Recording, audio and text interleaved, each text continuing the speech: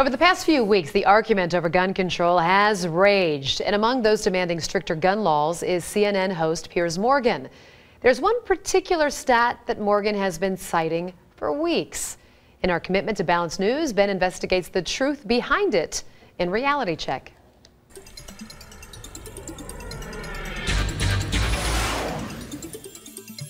Last night on CNN's Piers Morgan Tonight, Morgan interviewed radio host Alex Jones.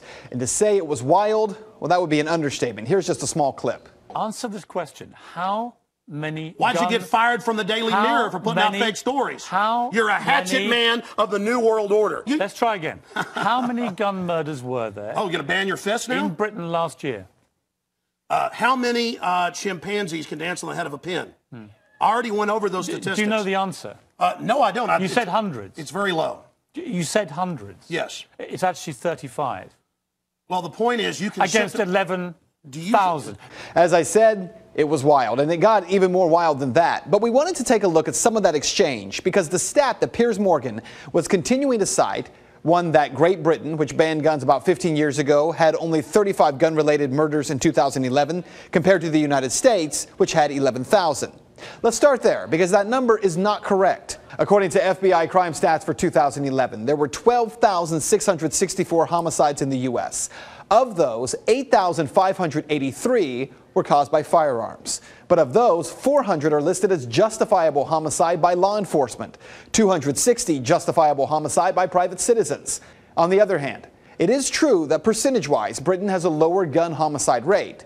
With a population of 62.6 million, Great Britain saw 59 gun-related homicides for 2011. Still not the 35 Piers Morgan keeps citing. But that shouldn't be surprising that the gun homicide rate in a country that bans guns would be lower than in a country where guns are not banned. Where the argument falls apart is when you attempt to claim that fewer guns equals less crime. The U.S. has the highest gun ownership rate in the world, an average of 88 guns per 100 people. That puts it first in the world for gun ownership. Yemen is second with 54.8 guns per 100 people. So that means the U.S. has the highest gun murder rate as well, right? Well, no. Honduras, El Salvador, and Jamaica have higher rates. So do 24 other countries. The U.S., despite being number one in gun ownership, is number 28 in gun homicide with a rate of 2.97 per 100,000 people. Of course, Piers Morgan isn't calling for the U.S. to be more like El Salvador and Honduras. He's calling for us to be more like Great Britain. So what do the numbers look like there? The U.K. has the second highest overall crime rate in the EU. The U.K. has the fifth highest robbery rate, the fourth highest burglary rate. But more importantly, the EU named Britain as the most violent country in the EU. In the UK, there are 2,034 violent crimes per 100,000 people.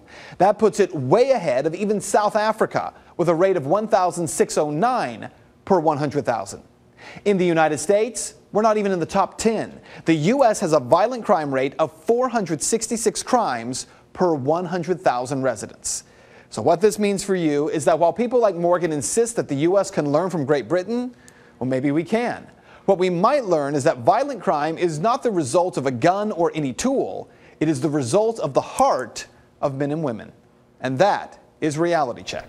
You can find the sources for the story posted on our website at fox19.com. If you'd like to make your voice heard in the story, head over to Ben's Facebook page. Find it by searching Ben Swan. And we are also putting a link to the full interview between Piers Morgan and Alex Jones. It's two parts. It's worth watching it. I was reading it last night. You need to watch it, though. You need to watch it. You have to watch it. Yeah.